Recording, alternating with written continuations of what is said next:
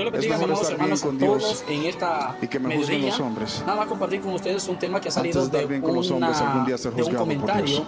donde muchas personas hoy en día dicen, no importa el lugar donde vayas, si al mismo Dios alabamos, al mismo Dios glorificamos, pero ojo, déjame decirte que sí importa porque tiene que ver mucho lo que se practica dentro de esa iglesia, dentro de ese lugar y cuál es el tipo de oración que están dando a Dios. Sí importa mucho.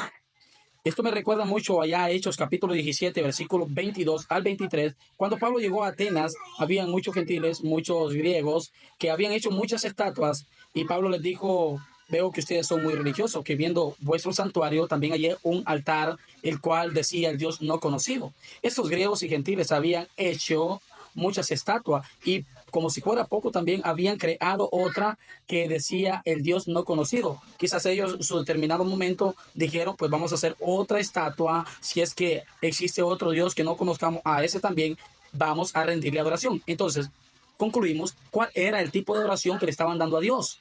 Una adoración ignorante, porque no conocían realmente cuál era la voluntad de Dios. Y pues, lamentablemente, así muchas personas hoy en día están adorando a Dios.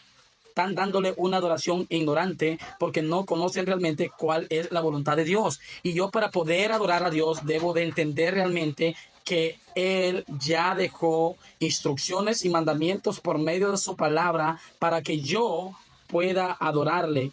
No es en la manera como yo piense que es correcto para adorar a Dios, ni en la manera que yo crea que está bien en adorar a Dios, sino es de acuerdo a los mandamientos, a las instrucciones apostólicas. Jesús se fue, pero dejó instruidos a sus apóstoles y a sus discípulos para enseñar e instruir a la iglesia.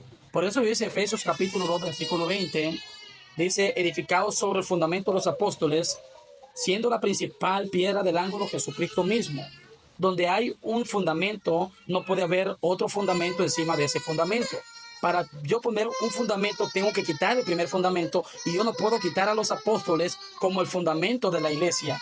Es decir, que ya hay órdenes bíblicas, ya hay mandatos bíblicos en los cuales tú y yo ya vamos a poder adorar.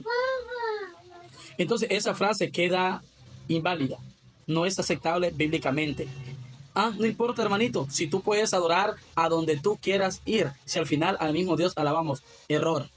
Porque también en 2 de Juan, versículo 9 dice, cualquiera que se extravíe y no persevera en la doctrina, es decir, en la enseñanza de los apóstoles, no tiene al Hijo ni tampoco al Padre. Es necesario, mi amigo y mi hermano, identificar realmente cuáles son las instrucciones y mandamientos que Cristo me ha dejado a través de los apóstoles para darle una adoración verdadera, como dice Juan 4:23, en espíritu y en verdad. No una adoración realmente que nació de mi corazón, de mis emociones, porque hoy en día muchos adoran por emocionalismo, adoran y son guiados conforme a sus propios razonamientos.